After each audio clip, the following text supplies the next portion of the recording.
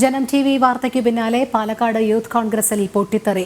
കണ്ണാടി മണ്ഡലം കമ്മിറ്റിയിലാണ് പോര് രൂക്ഷമായത്. പാലക്കാട് ഉപതെരഞ്ഞെടുപ്പുമായി ബന്ധപ്പെട്ട് മണ്ഡലം കമ്മിറ്റിയുടെ യോഗ വിവരങ്ങൾ വാർത്തയായതോടെയാണ് പൊട്ടിത്തെറി ഉണ്ടായത്. അരുൺ ആലത്തൂർ ചേരുന്നു. അരുൺ, വിവരങ്ങൾ.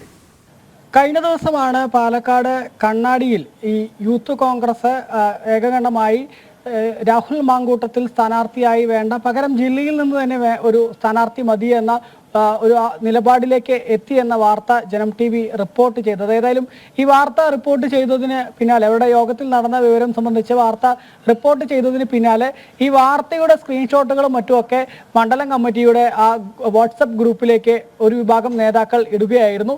ഇത് മറുവിഭാഗത്തെ ചൊടിപ്പിച്ചതോടുകൂടെയാണ് കണ്ണാടിയിലെ യൂത്ത് കോൺഗ്രസിൽ വലിയ പൊട്ടിത്തെറികൾ ഉണ്ടായിരിക്കുന്നത്.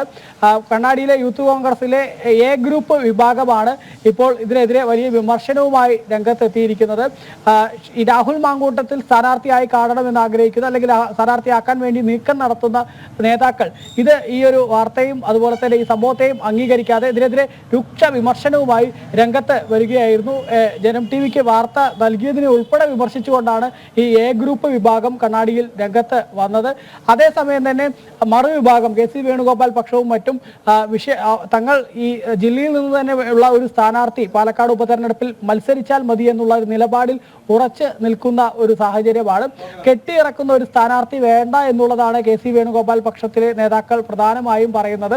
യൂത്ത് കോൺഗ്രസിന്റെ സംസ്ഥാന അധ്യക്ഷനായ രാഹുൽ മാങ്കൂട്ടത്തിൽ വരുന്നതിന് യാതൊരു കാരണവശാലും പിന്തുണയ്ക്കില്ല എന്നുള്ള ഒരു നിലപാടിൽ തന്നെയാണ് അവർ ഉള്ളത്. അത് കൃത്യമായി തന്നെ അവർ പറയുകയും ചെയ്തു. ഏതായാലും ഈ സംഭവ വികാസങ്ങൾ കഴിഞ്ഞ കുറച്ച് ദിവസങ്ങളായി കണ്ണാടിയിലെ യൂത്ത് കോൺഗ്രസിൽ വലിയ രീതിയിൽ പൊട്ടിത്തെറികളിലേക്ക് നയിച്ചിരിക്കുകയാണ്.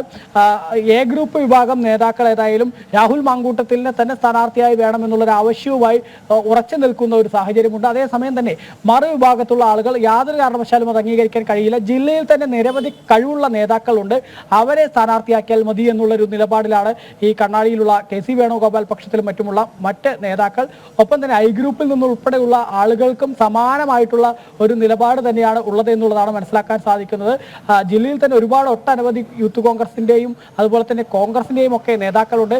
അവരെ ആരെങ്കിലും ഒക്കെ സ്ഥാനാർത്ഥിയായി പരിഗണിക്കണം, എങ്കിൽ മാത്രമേ വിജയം സാധ്യമാവുകയുള്ളൂ എന്നുള്ളതാണ്. കർഷക കോൺഗ്രസും കഴിഞ്ഞ ദിവസം സമാനമായ നിലപാടുമായി രംഗത്തെത്തിയിരുന്നു. അതായത് രാഹുൽ മാങ്കൂട്ടത്തിൽ വേണ്ട, പകരം DCC പ്രസിഡന്റ് എ തങ്കപ്പനെ സ്ഥാനാർത്ഥിയാക്കണം എന്നൊരു ആവശ്യവുമായിരുന്നു കർഷക കോൺഗ്രസ് രംഗത്തെത്തിയത്. ഈ പാലക്കാട് ഉപതെരഞ്ഞെടുപ്പിന്റെ തീയതിയൊന്നും ഇതുവരെ പ്രഖ്യാപിച്ചിട്ടില്ലെങ്കിലും കോൺഗ്രസിന്റെ വിവിധ സംഘടനകളിൽ ഇതുമായി ബന്ധപ്പെട്ട് സ്ഥാനാർത്ഥിയുമായി ബന്ധപ്പെട്ടുള്ള തർക്കങ്ങളും തമ്മിലടിയും ഒക്കെ രൂക്ഷമായി തന്നെ തുടരുന്ന ഒരു സാഹചര്യമാണുള്ളത്. ശരി അരുൺ. പാലക്കാട് യൂത്ത് കോൺഗ്രസിൽ പൊട്ടിത്തെറി. കണ്ണാടി മണ്ഡലം കമ്മിറ്റിയിലാണ് പോര് രൂക്ഷമായത്. പാലക്കാട് ഉപതെരഞ്ഞെടുപ്പുമായി ബന്ധപ്പെട്ട മണ്ഡലം കമ്മിറ്റിയുടെ യോഗ വിവരങ്ങൾ വാർത്തയായതോടെയാണ് പൊട്ടിത്തെറിയുണ്ടായത്. അരുൺ ആലത്തൂറാണ് വിവരങ്ങൾ നൽകിയത്.